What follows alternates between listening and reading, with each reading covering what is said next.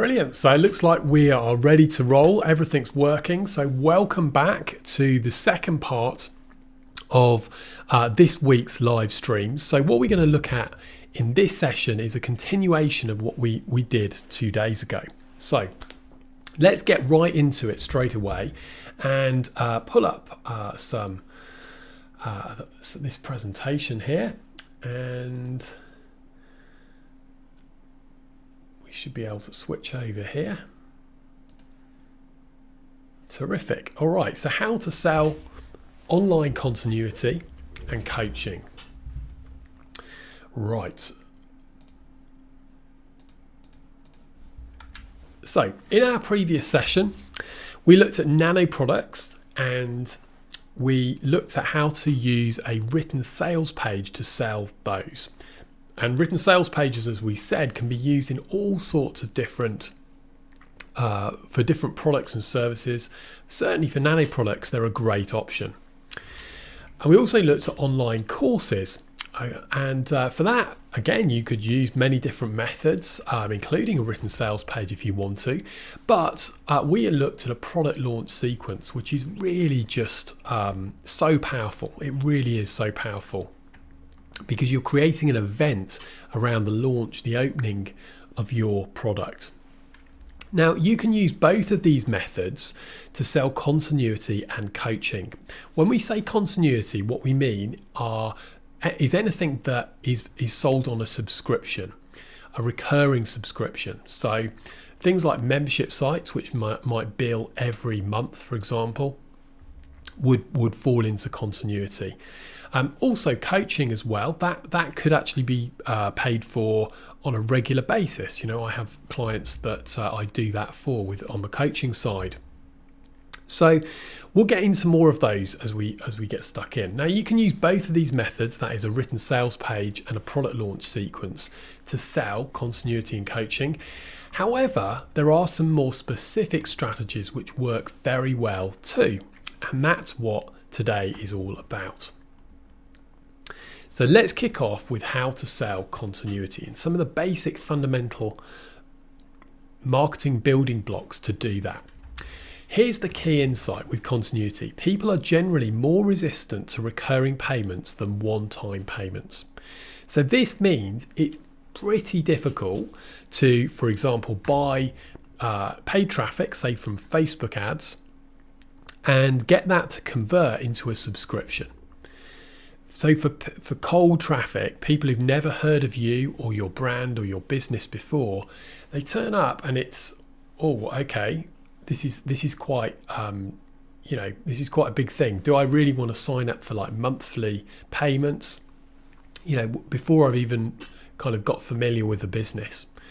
So what I call this is recurring resistance compared to a one-time price. If it's a one-time price, people can see exactly how much they're paying and what they're going to get. With continuity, the thought process is more clouded. There's a higher hurdle to get over.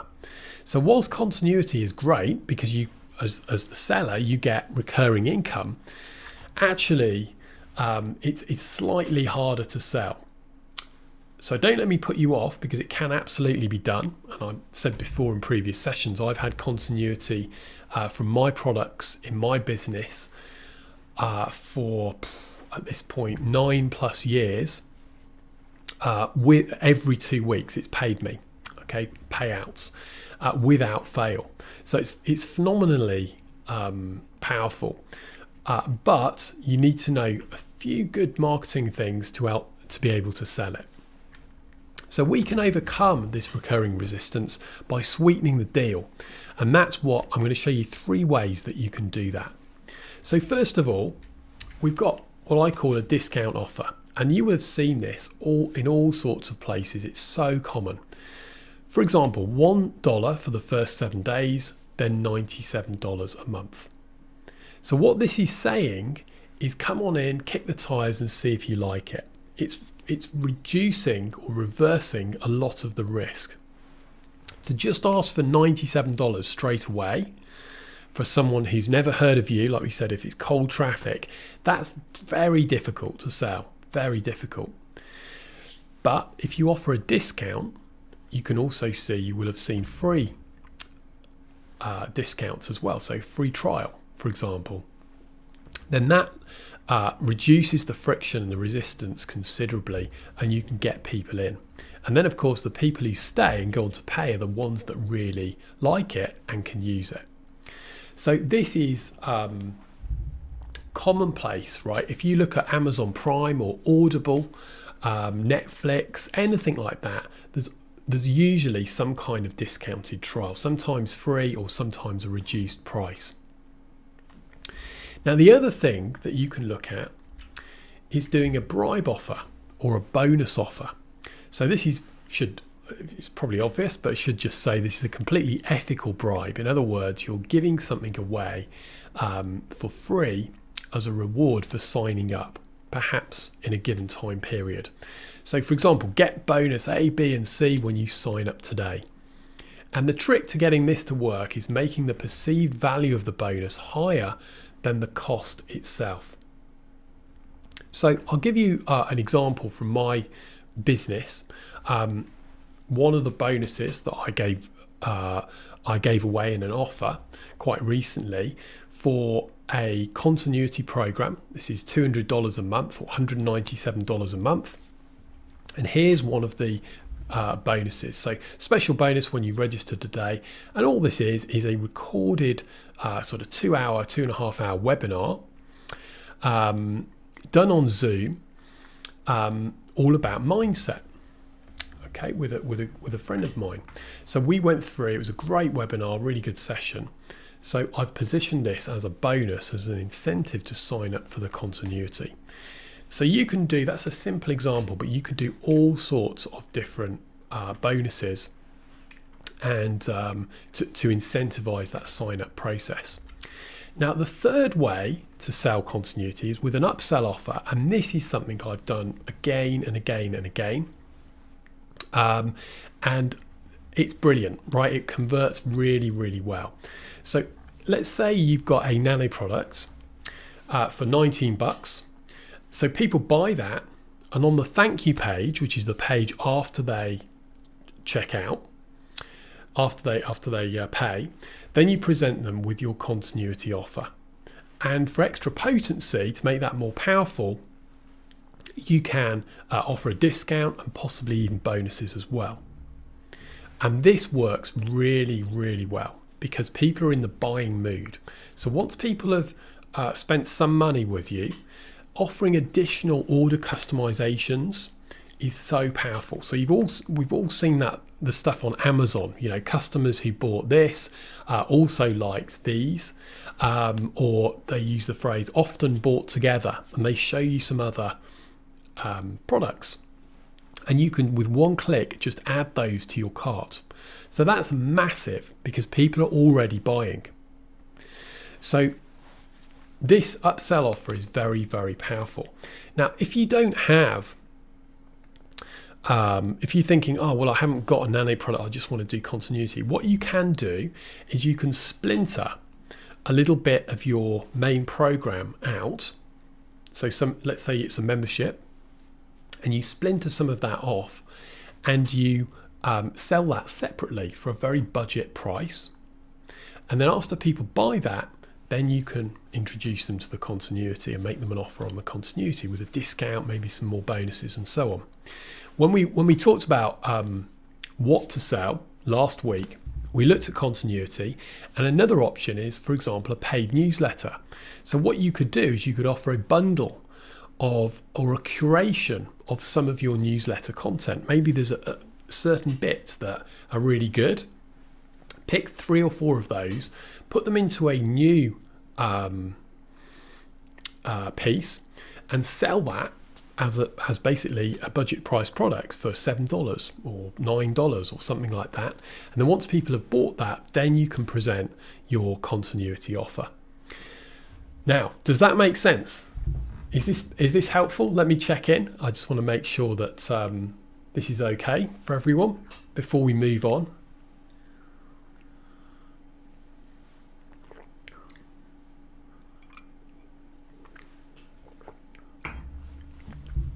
Okay, so all good. Let's crack on, and we will go to the second part, which is how to sell coaching. So again, remember, all these different product types have different marketing models associated with them. That doesn't mean you have to stick rigidly to them, but it's a good idea to think carefully about what you're actually selling and then what marketing methods are appropriate. So for coaching, this by far is the best method. It's not the only method, but it's a really good one. So what you can do is give some training up front, free training, and then at the end of that free training, you can invite people to a strategy session. And that's a free talk with you and the client on Zoom or Skype or even on the phone if you want to. And then if that works out and the client wants to go on and you're happy to work with the client, then you can go on to coaching. And this works really well for one-on-one coaching and for group. I've used it for other things as well, even like live events, for example. I've used this same marketing model. So whenever you've got something which is, you want to make sure that you've got you're working with the right customers, the right clients. This is a great procedure to go through. So let me show you an example. Here's one of my web pages, which is an invitation for an on-demand video training. You can see at the top, 52-minute training for coaches, consultants, and experts. And when they sign up with their email address, it's all free, there's nothing for sale here, they get through to watch the session, which is 53 minutes, you can see down here. Now that's pure content, it's just training, it's full of insights and just there to help the client. That's the main thing. So there's no sales pitches or anything like that in this. You don't try and sell them a product or anything, just help. And then once you've done this, at the end of this video, you can invite them to your free strategy session. And you can see the button at the bottom there on the screen. And when people click that, they go through and they're able to schedule the call. Now, you can do this in a number of ways. I mean, you could just say, email me if you wanted to, but it's so much better if it's automated. And you can do something like this. All the pages are just created with Thrive Architect, and the integration here with the calendar is done through Schedule Once.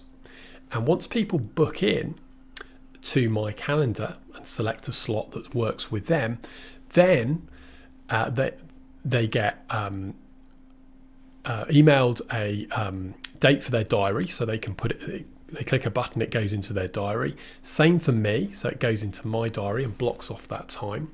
And it also schedules the Zoom meeting that we can use to communicate.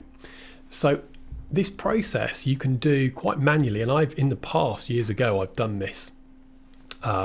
Emailing back and forth saying, oh, let me know what times would suit you and I'll get back to you and so on. And you can do that, and that's fine. But particularly if you're dealing with different time zones, that can be very tricky and really arduous after even 3 or 4 clients and you've had enough. So something like Schedule Once, there are many other tools like Schedule Once, but that's just what I use, at least at the moment. And you can integrate that. So it's very, very streamlined and it's easy for the client to do and it's easy for you. So once that's done, then you just talk to them on the phone whenever the meeting's scheduled for. And on the call, and this is like a 30-second outline, if you like. All right. Firstly, just after saying hello and ask them what the weather's like, you just ask them where they are now, what's their current situation, and what challenges do they have. And then where do they wish to get to? In other words, what are their goals, say in 6 months? Paint a picture. Where would you like to be? So then you know the starting point and the ending point. It's amazing that if you don't know that, it's very, very difficult to recommend anything or suggest anything or even know if you can help. There are a lot of people I think we're all guilty of this to some extent, who have got sort of dreams or aspirations, but they're incredibly vague. And if you ask them, like, where do you actually want to be? It's something they've never actually thought about, even though that thing has been probably on their mind for years. So really establishing that point A and point B to begin with is crucial. And then what you can do is work collaboratively on a roadmap to take them from A to B. And the key word here is collaborate. So what you don't want to do is give prescriptive solutions. You don't want to be saying, oh, right, so what you want to do is this. First do this and then do that. And then what you can do is this. And I did this. It worked really well for me. So you can try that as well. That's not the way to do these calls. It's not the way to coach people. What you want to do is suggest solutions. So for example, you can say, okay, well, I see where you are and where you'd like to get to. So one thing you might like to think about is X. Or you can say, have you ever tried or you ever thought about doing Y? So you're doing it in a very low friction way that brings the client with you.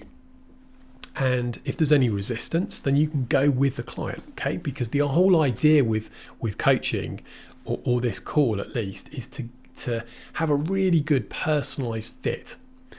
Information products like courses and nano products and membership sites and all sorts of other things, group one-to-many kind of information products are great. They're perfect, but they're not personalized in any way, really.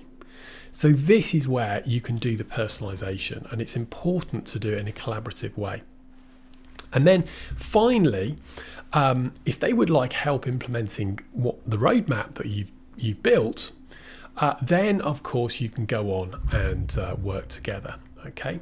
And you can do that in a number of ways. So I have done one-time fees for a fixed period, do recurring as well, where they pay monthly, and it's like a continuity in effect, and they can stay as long as they like, and so on. And then other times it's actually in a group program. So I have a group program where it's a fixed price per month, if you like.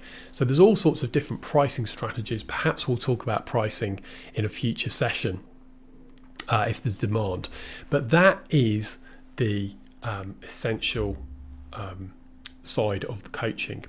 Now, this stuff, there are courses, very, very expensive courses for $10,000, which will go through these 4 steps and show you exactly how to do it. I showed you a webinar earlier, for example, so how to create that webinar and how to link it all up and so on.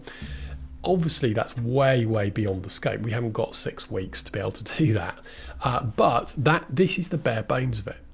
And yes, there are tactics and there are shortcuts and there's little insights which will really speed up your progress and give you a big boost.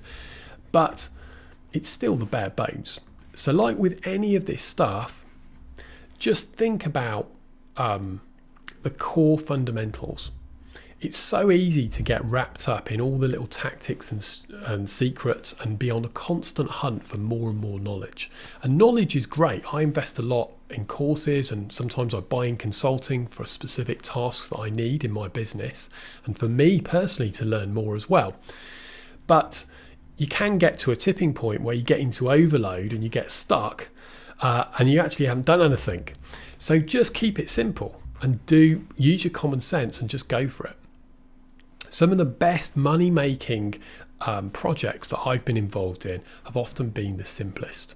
They're just good offers, and they all go back to, I think it was it session 4 that we did on pinpointing prospects' desires. If you do that, then all of this other stuff will work so much better.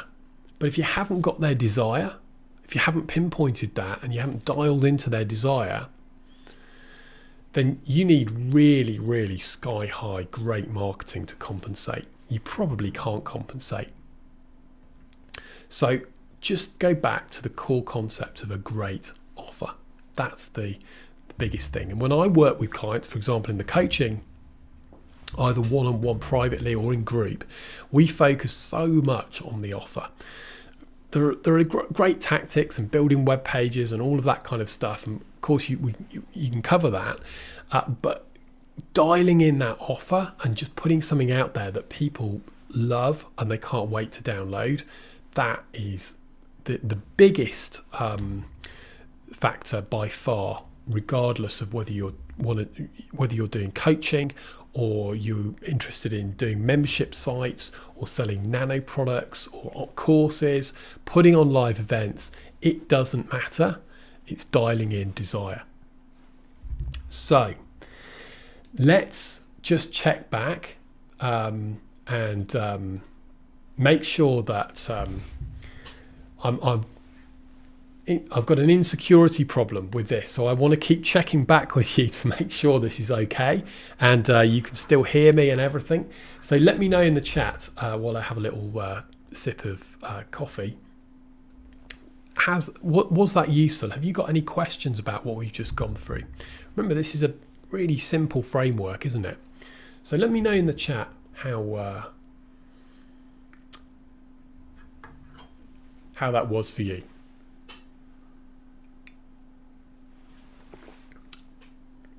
Okay, all good, makes sense. Yes, I have the desire, says John. Terrific. Very good. The simpler the better. That's right, Chris. It is. Okay, it's so easy. I've done projects, honestly, where I've overcomplicated it. I don't know why we all have this tendency.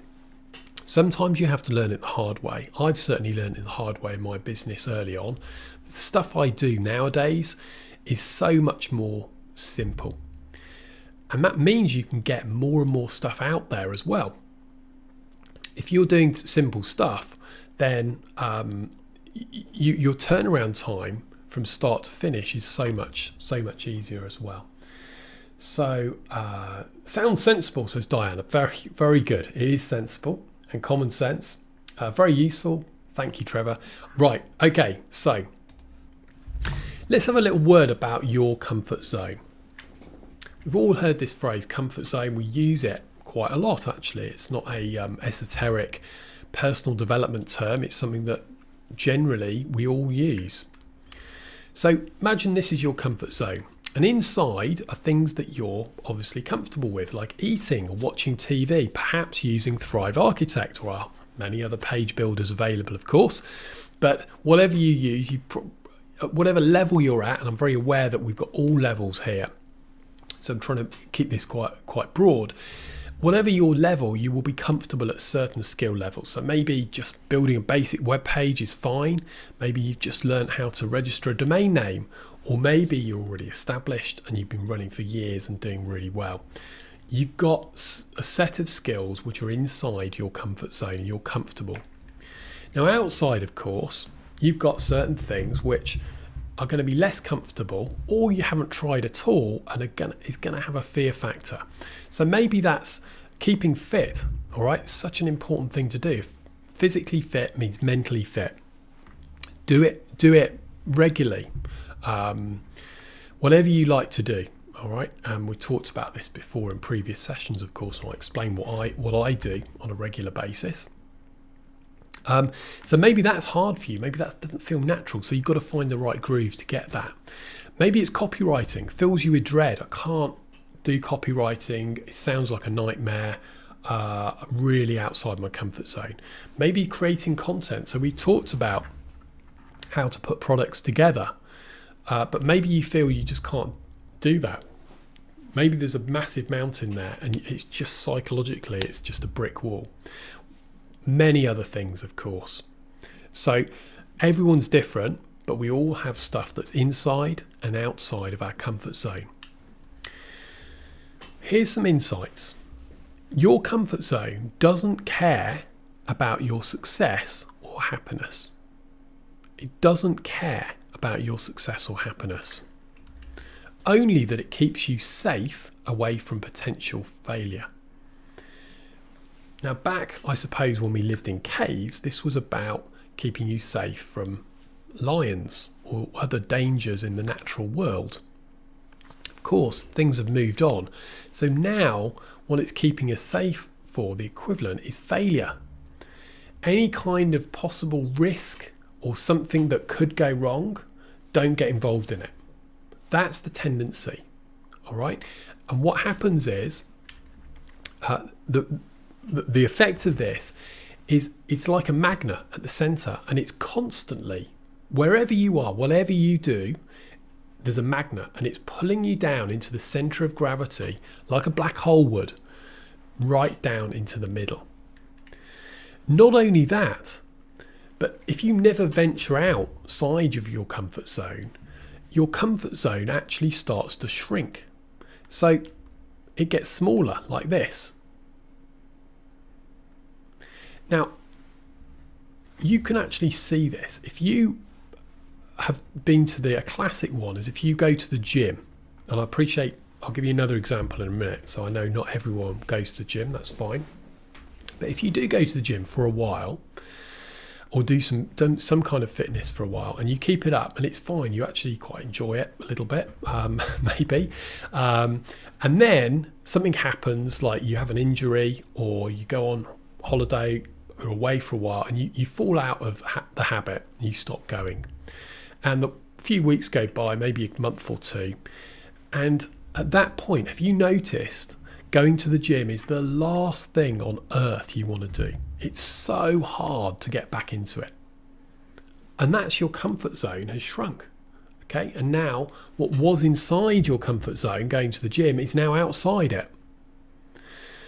Maybe there's some other examples, like driving, perhaps for some people, or something that you used to do regularly, perhaps at work. All right, maybe you used to present in a meeting or something, and you did that and it was fine, you did it every week, it was no problem, and then maybe you haven't done that because you've got a different job for say 5 years, you haven't done it. Now that thing that you used to be comfortable with is now outside your comfort zone. So there's two things here. You're constantly being pulled into the center because your comfort zone does not care about whether you're happy or whether you're successful. It just cares whether you're safe, in inverted commas. All right, safe from potential failure or risks, things that might cause trouble. So it's pulling you in, and if you don't exercise this and get outside regularly and stretch it, it will shrink. So the more you are able to accomplish in life, the happier and more successful you will become. That doesn't mean that if you accomplish loads, you will be happy and successful. It doesn't mean that at all. But other things being equal, accomplishing more tends to lead to happiness and success. All right. And you can think back to the driving example. Maybe you drive, right? So let's say now you can't drive. You're going to be less happy, chances are, right? Because you're restricted. So these things, your ability, your skill set, the things you can do, the things you're comfortable with, the bigger that is and the more deep that is, the better, the more competent you are in that area. That's where success will come from. And also happiness, because you've got more options. You can feel you can do things. You're not scared of the world. So the more you venture out your comfort zone, the bigger it will grow and the happier and more successful you'll be. Ceteris paribus, other things being equal. All right. This is not the single recipe to happiness or success. Of course it's not, right? There are many other things, and we talk about them at the end of all these sessions, don't we? But this is an important factor that will, if you just do this, the momentum will be with you. So think about your comfort zone a lot, and think about how you can just gently step out of it on a consistent basis.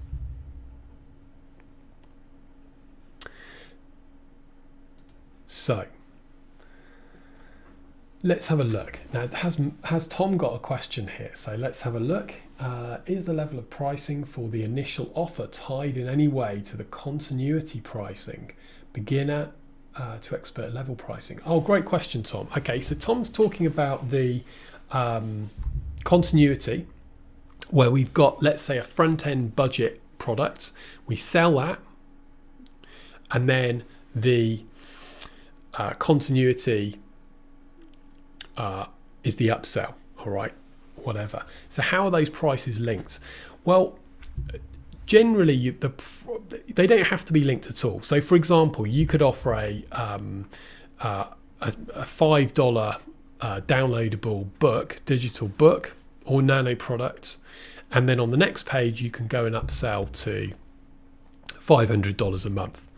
Probably the conversion wouldn't be very high on that. Probably what you want to do is have your front end product priced much higher.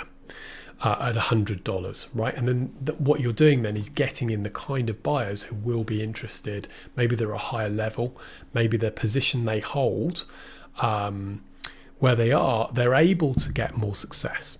In any market, there's people that are able to get success with whatever the market's about, and other people who are more restricted.